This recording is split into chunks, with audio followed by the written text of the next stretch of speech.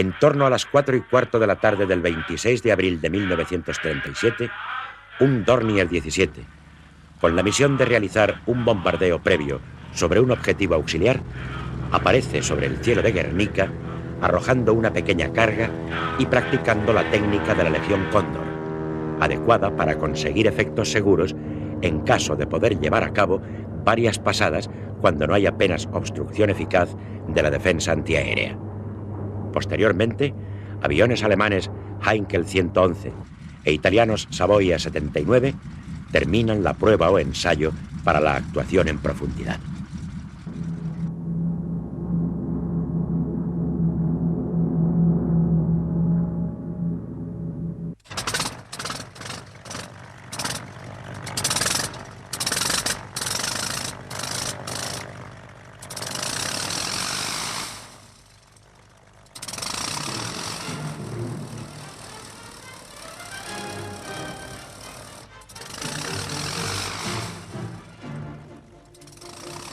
Esta corre a cargo de varias oleadas de bombarderos de la Legión Cóndor que vuelan en la campaña del norte en estrecho contacto operativo con el general Mola y su Estado Mayor.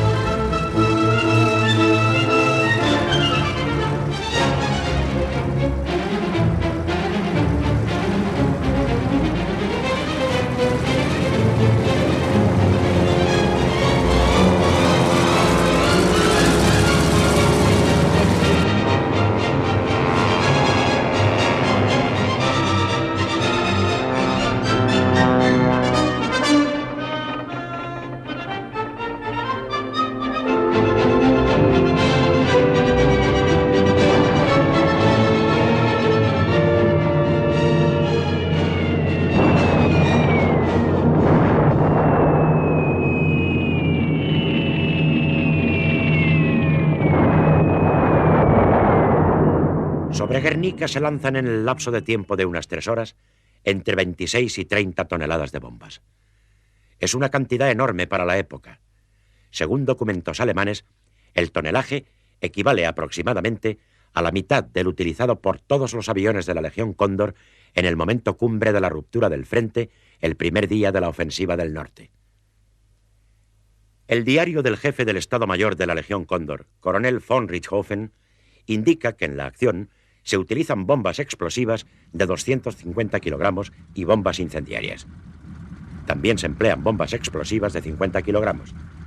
Se trata de una combinación distinta de la estándar que usa habitualmente la Legión Cóndor.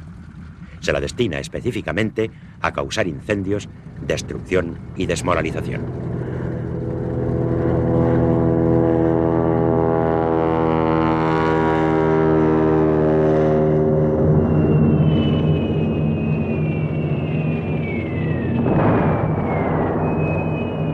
Los documentos alemanes señalan en particular que la utilización de las bombas de 250 kilogramos genera grandes efectos morales y no permite posibilidad alguna de protección a no ser que existan refugios construidos especialmente.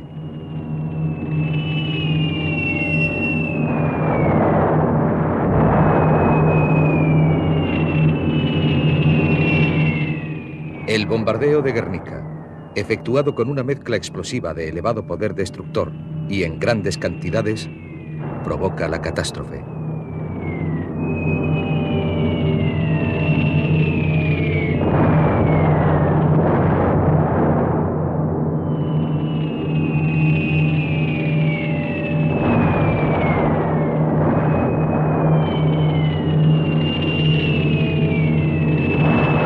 El viejo casco urbano desaparece prácticamente.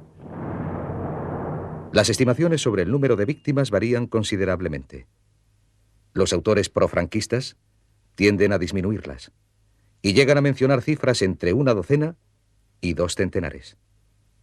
Los antifranquistas las han exagerado en ocasiones. El gobierno de Euskadi habló de 1.600 muertos y 889 heridos. La controversia no ha sido resuelta satisfactoriamente.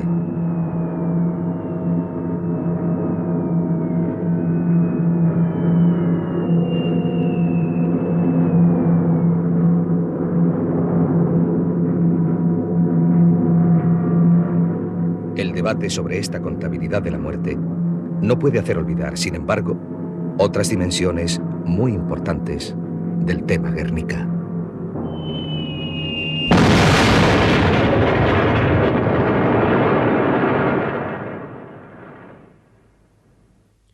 El escándalo es inmenso.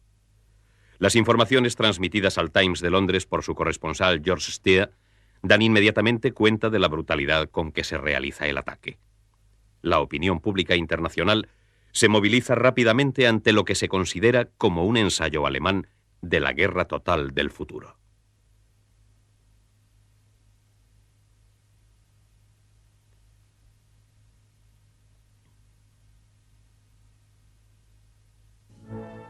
Sin embargo, Berlín no ha ordenado el bombardeo, ni tampoco sabe lo que ha ocurrido en la lejana España. Solo conoce los telegramas que envía el comandante en jefe de la Legión Cóndor, general Hugo Sperle, en los que informa de la marcha de las operaciones. En ellos se indica que todas las unidades en vuelo de la Legión Cóndor han actuado repetidamente contra el enemigo en retirada sobre las carreteras del norte del monte Oiz y sobre el puente y carreteras al este de Guernica.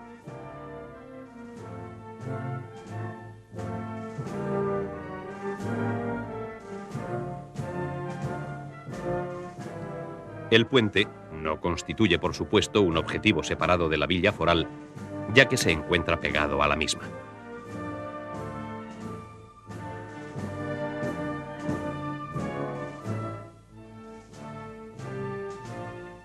El bombardeo de Guernica es una operación concebida, preparada y ejecutada en España.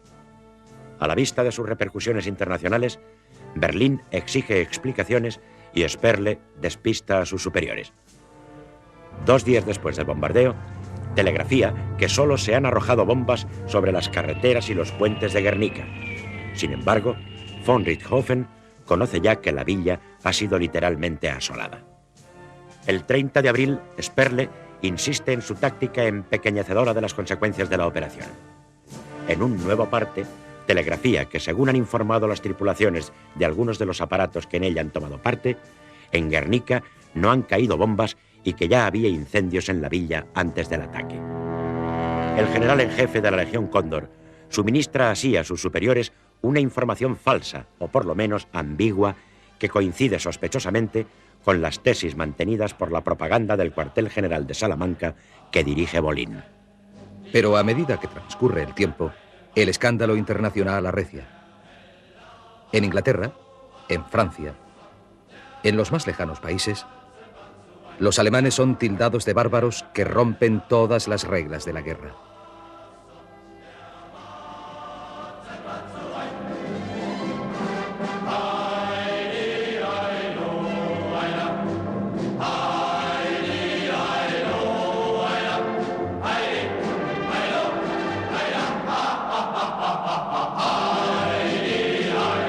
El antifascismo encuentra en la destrucción de Guernica nuevo motivo de movilización propagandística.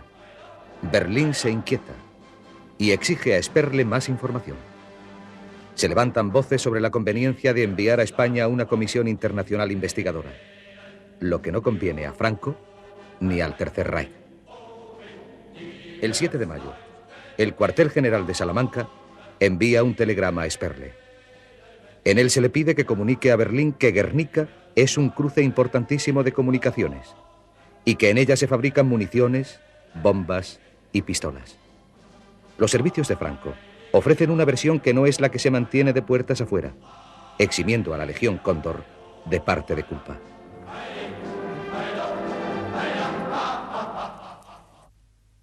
El cuartel general afirma: unidades primera línea pidieron directamente a aviación bombardeo cruce carreteras, ejecutándolo aviación alemana e italiana alcanzando, por falta de visibilidad, por humos y nubes, polvo, bombas, aviones a la villa.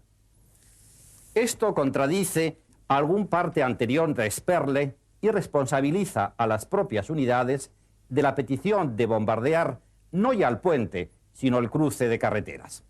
Franco, sin embargo, no deja en la estacada al jefe de la Legión Cóndor. Exige que no se acceda a la investigación y tiende un capote a Sperle. Los rojos aprovecharon bombardeo para incendiar población. Así se riza el rizo y se encubren las manipulaciones alemanas. El cuartel general en Salamanca trivializa la destrucción. En su comunicación a Sperle indica que Aviación Roja bombardea constantemente capitales importantes alejadas frente. Zaragoza,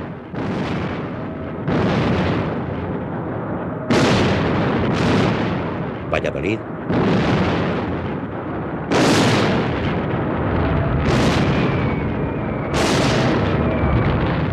Córdoba,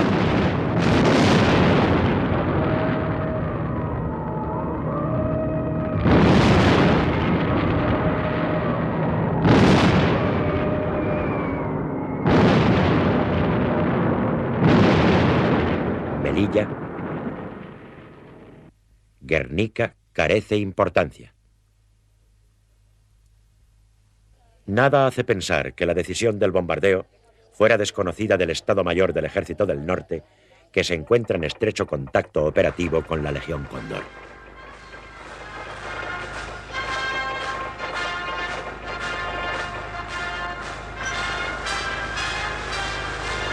La acción se inserta en la política de devastación, anunciada por Mola días antes, con el fin de debilitar la resistencia vasca.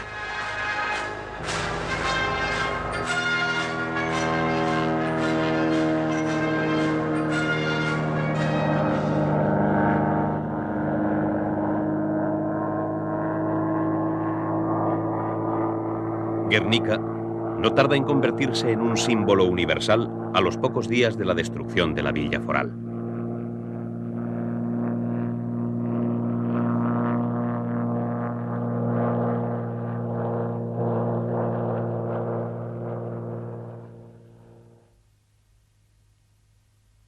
Picasso empieza una de las obras pictóricas más famosas del siglo XX. Se titula simplemente Guernica. El compromiso del arte, la pintura y la poesía penetran en la entraña de una tragedia que conmociona la conciencia de la humanidad. Otro andaluz, Rafael Alberti, dedicará palabras conmovedoras al autor del inmortal cuadro. Y embestiste con furia, levantaste hasta el cielo tu lamento, los gritos del caballo, y sacaste a las madres los dientes de la ira con los niños tronchados. Presentaste por tierra la rota espada del defensor caído, las médulas cortadas y los nervios tirantes afuera de la piel, la angustia, la agonía, la rabia y el asombro de ti mismo, tu pueblo, del que saliste un día. Y no llamaste a esto ni el Marne, ni Verdún, ni ningún otro nombre merecedor del recuerdo más hondo, aunque allí la matanza fue mucho más terrible. Lo llamaste Guernica, y es el pueblo español el que está siempre allí, el que tuvo el arrojo de poner en tu mano esa luz gris y blanca que salió entonces de su sangre para que iluminaras su memoria. Justis